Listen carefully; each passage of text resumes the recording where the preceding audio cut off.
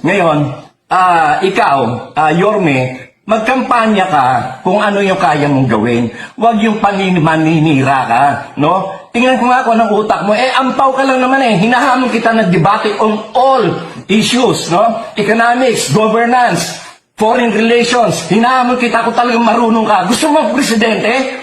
Ha? Wala namang ampaw lang naman yung utak mo. Alaga ka ng komunista. Ha?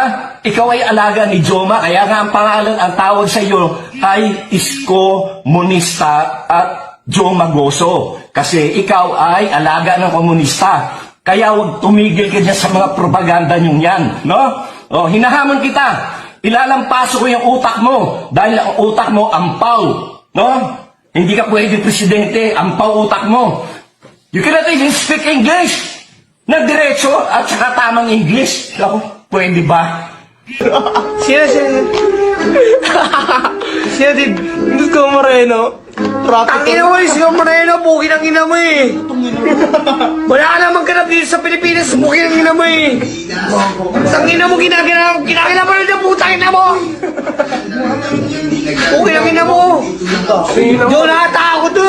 Isko Moreno. Bukin ang ina mo, pakyo ang ina mo. Ang bagmudi ang bukin ang